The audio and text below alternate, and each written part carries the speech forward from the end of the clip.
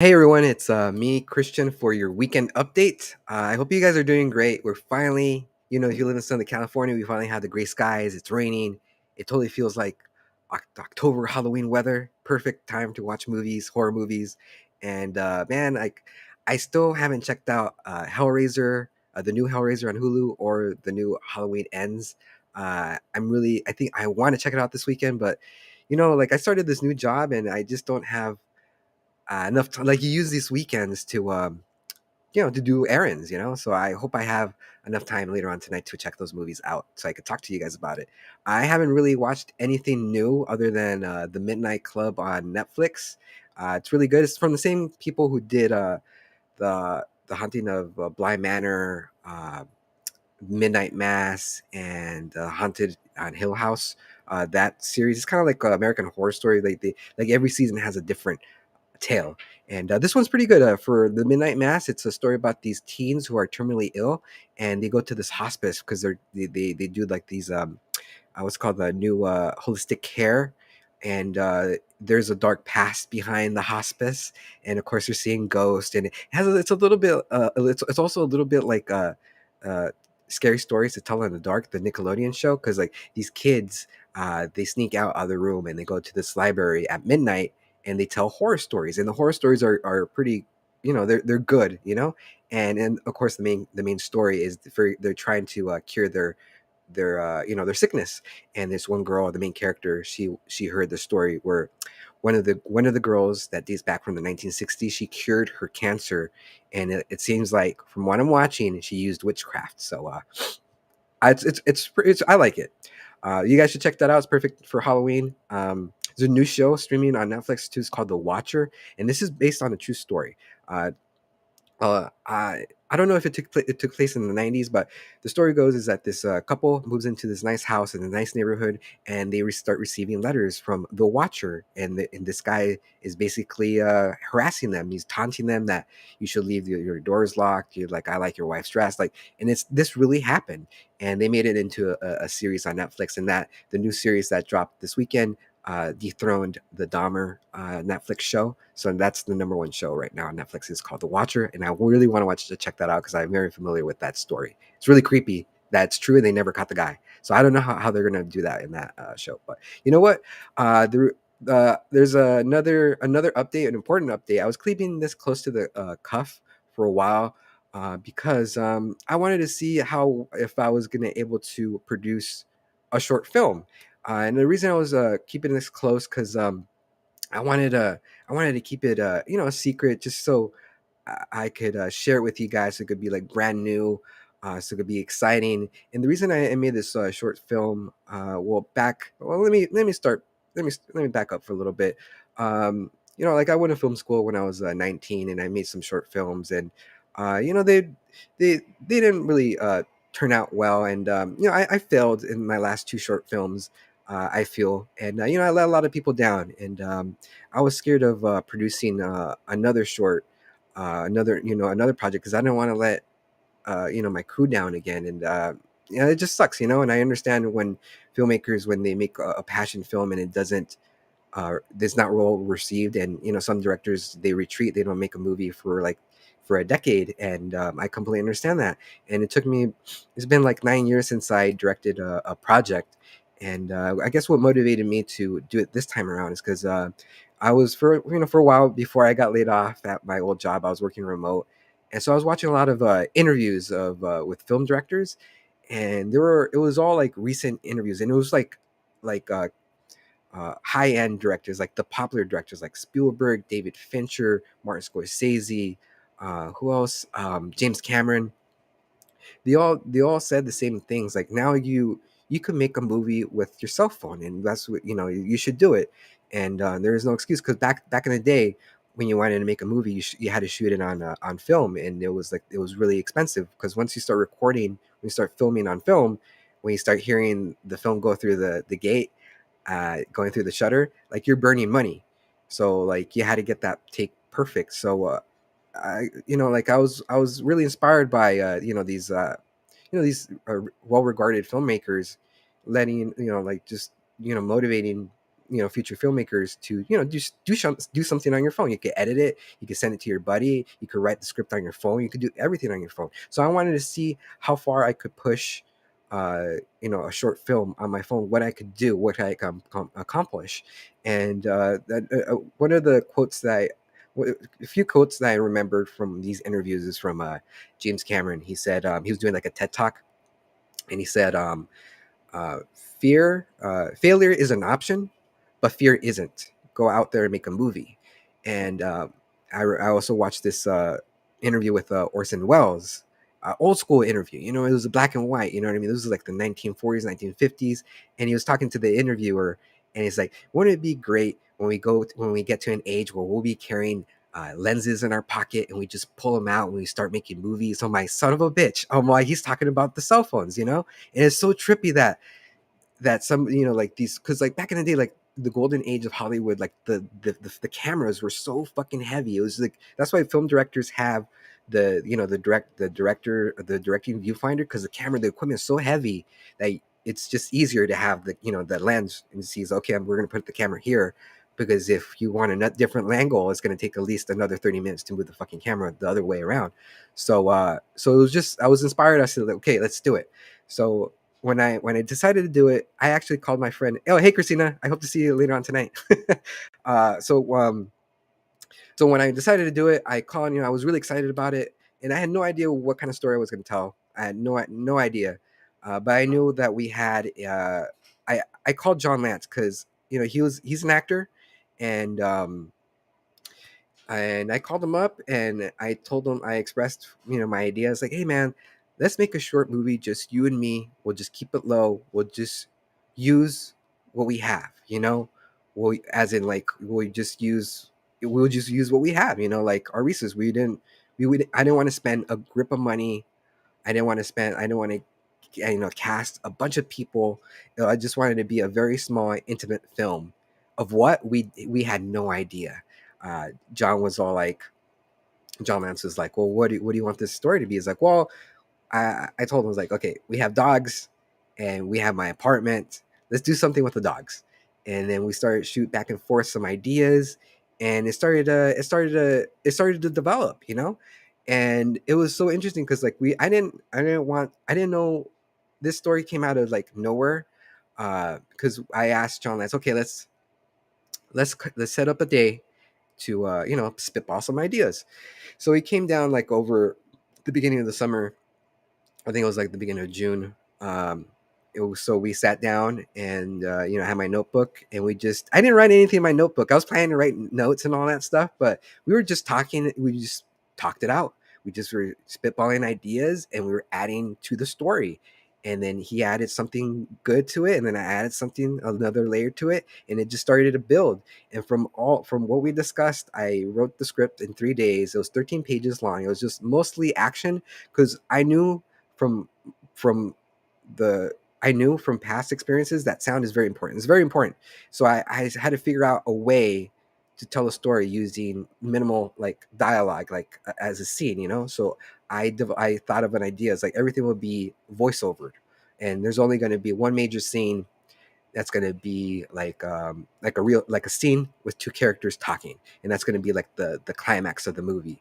And that was my idea. So to get over the hurdle of not having like a sound guy, not having like Pro Tools is the software to clear up your sound and to have quality sound. So I didn't have all that, so I so that's how I went over that little hurdle of not having sound. So we shot it. Hey Ariana, hey guys, I appreciate you guys checking me out. Um, and then I started thinking about, okay, what do I need? What do we need to tell the story? Sure, like I have my camera. I mean, I could obviously just do it on my camera, but I wanted to add a little bit more because I had a little budget, So what I ended up spending was for just a couple things. Was the camera rig, which was this little metal rig. It's very like, it was only like $50, and you could attach like the mic on top, and you have control over it, Uh, and I also bought a mic because sound. Even though I was only going to shoot that one scene with with two actors, we still needed to get great sound, and I did the research of getting, like, bang for my buck, and I bought this one mic for $120 on Amazon, and then when I went to Best Buy, the same mic that they were selling over there was $250. So I was like, all right, I got a good deal online. So I bought the mic, and I also bought a dolly for $90 because, like, when you're making a movie, you got to have like those dolly shots, the shots that kind of like, it's the language of film, the language of telling a story. We're trying to get intimate, or like the realization of somebody, you push in or you push out at certain moments. And I wanted to get that because that was, that's what I wanted to have in my movie. So with those 3 or 4 items, we set out to make a movie because I already had the lights. The lights that you see right here, I used for the movie. I had the soft boxes. I used the lights for the for my podcast, and also, like, John had this purple light for his plants, and I wanted to incorporate that purple light into one of the scenes to give it like a mood, and it came out pretty well. Like, I set up, like, in the short film that we're gonna attach. The link is gonna be here shortly, but we I decorated the my loft, and there's a bunch of plants in the shelf. I didn't specify, but I put the light, for the lamps, for the plants, and it gave like a nice moody vibe to that scene where John Lance is writing in his journal, and it was cool. It was a it was a crash course into filmmaking because I haven't done anything in 9 years, and I was learning how to edit, to do the cinematography, figure out like what was the best iOS and shutter speed, and just figuring out like the blocking, like everything, like, was all mostly technical. And like, I really, as I was making the movie, I was thinking to myself, it was like how important it is to have a crew, even though you're having, like, it was a small production. It's very important to have like an extra hand. I didn't have an extra hand. It was just, me moving things around and adjusting. And it was I needed somebody else, but I wanted to figure everything out on my own. But because of that, I was set up this one scene, and and then John Lance looked at me and said, "Okay, what do I do?" It's like, "Oh, that's right, I'm supposed to direct you." And then I gave him some direction, and we adjusted, and it turned out, it took us about 4 months to complete the short film, and the reason it took 4 months, because, like, do you guys remember those 2 or 3 weeks where it felt like we were in the pit of hell? It was like 100 degrees every day for 2 weeks, and like all the other scenes involved being outside. And I'm like, there is no way that I'm going to go outside, lugging, all this equipment and doing, it's like I'll die of a heat stroke, so we postponed it until the weather was, better. And even though we were shooting like around, once it was the weather was better, it was like 85 degrees. It was still warm, but it wasn't as warm as, like, those fucking 2 weeks. So we lost 2 weeks, and then we picked it up, and then another here's a funny story. There's the last scene. It takes place here in my living room, and we were going to shoot it at night, and it was getting so late that my friend John, kept on falling asleep during the scenes. Like, he was kind of like, dozing off. I'm like, all right. And like, he asked me, he's like, what time do you think we're going to be done? And I looked at my watch. I'm like, well, the our rate we're going, I think we're going to be done at 4 in the morning. It's like, and then he's like, oh, I can't. It's like, all right. So I said, all right, screw it. We're gonna postpone it. We're gonna do it in the daytime. And you know what? It was a blessing in disguise, because I was watching the footage and I didn't like it because I was shooting at night. Everything was just too lit. It was just everything was just too bright. I didn't like the way it looked, and also, like, the performances, they weren't there yet. Because they weren't. We didn't have time to rehearse. It was the first time them reading the scene together, so they were really too familiarized with with them rehearsing with each other. So they had an extra week to, they said they called each other and they rehearsed the lines over and over again. And at that time, I realized, okay, how can I make this? How can I shorten the scene? And so what I did, instead of shooting this whole scene, um, I only shot the scenes that we were going to see, like only the audience was going to see, because the rest of it was voiceover overlapped with the images that my main character has. Like he's thinking about his life, or like his lost dogs, because the story is about this man who's in search for his lost dog, and he finds out that what he lost is greater than what he expected. And so so we only shot what we were gonna the audience was gonna see, and then once we were done with that, I had Jose and John read the rest of the dialogue on a recorder, and then from the recorder I transfer the audio onto my computer, and then I transferred the audio from my computer to my cell phone into the editing app. And oh, hold on, John, can you lower that down?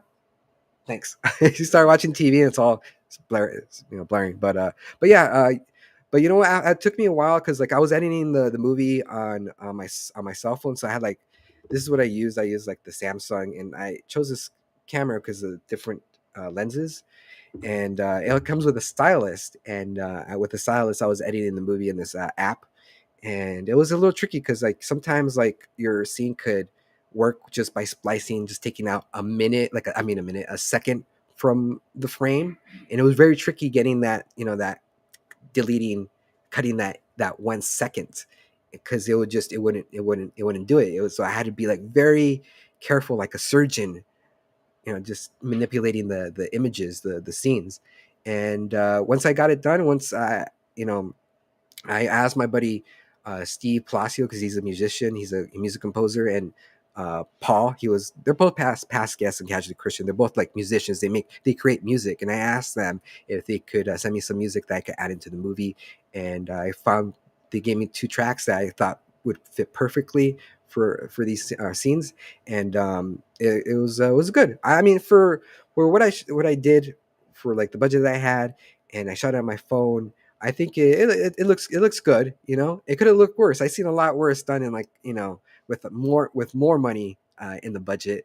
But I'm proud. I'm proud that I was able to produce this short film that you guys are going to watch, because I feel like it validated me being a storyteller, because I wanted to tell like a simple story, like from A to Z. Nothing like no Jurassic Park moments where, like, dinosaurs come out of the woodworks, or the aliens coming down, or just making it like convoluted. I just wanted to tell a simple story, and that's what I did. I feel like I for what I had, for what I was working with, I think I executed.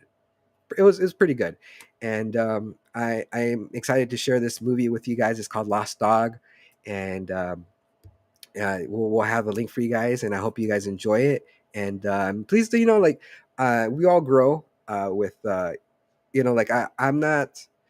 Give me some credit. Like, if you guys could give me some critiques, that's what I'm saying. Like, give me some critiques, so I could, the next project, I could improve. I found one critique that I thought, because there's this one scene where, like, there's like a stunt that I did, and when I was filming the stunt, it was the way, if I edited it together the way it was, it would have looked like shit.